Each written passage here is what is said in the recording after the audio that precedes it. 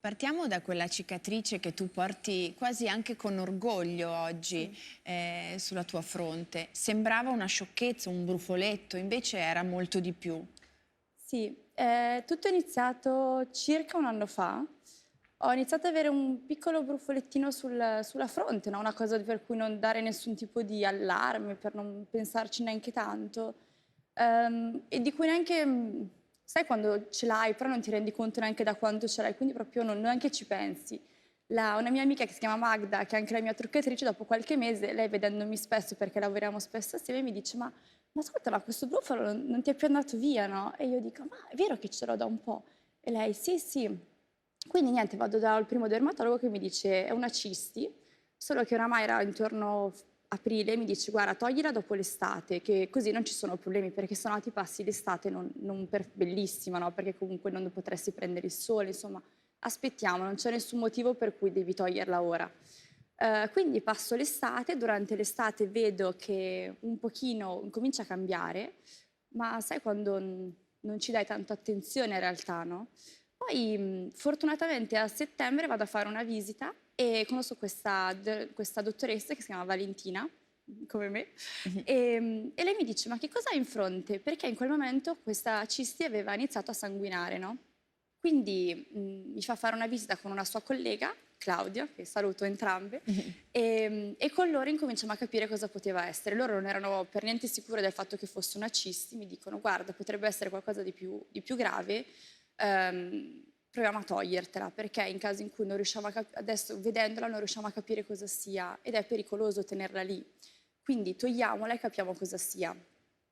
Poi dopo circa una settimana e mezza è arrivato il risultato ed era un carcinoma basocellulare, quindi un tumore maligno però localizzato, quindi tra tumori della pelle maligni sicuramente non è il più grave, quindi per fortuna mi è andata molto bene e l'unica cosa che fa è che mangia letteralmente la pelle della zona in cui si trovano, quindi piano piano si estende.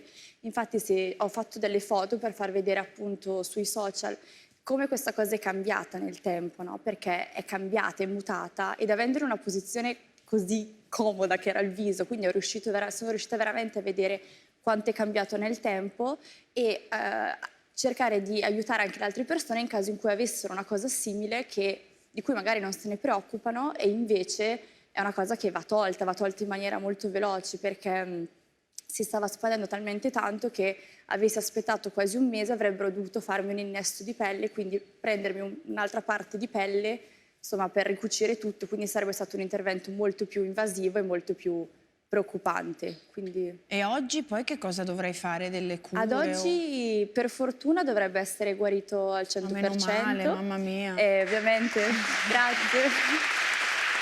Grazie.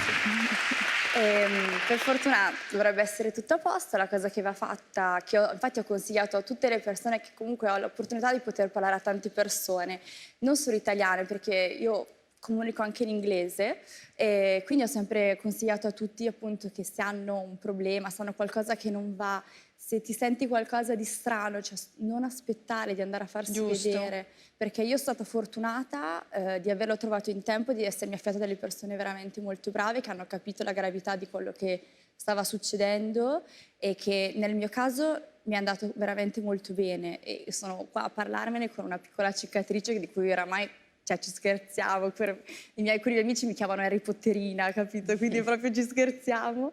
Però tante persone potrebbe essere una cosa anche purtroppo molto più grave, quindi non è un tumore B, non è un tumore di serie B, è un tumore di serie A. I tumori della pelle sono veramente molto molto problematici e soprattutto i melanoma. Ho parlato anche tanto dei melanoma perché è appunto un'altra tipologia di tumore della pelle di cui tantissimi ne soffrono e sono veramente dei tumori piccolissimi che si insidiano e sono veramente cattivi.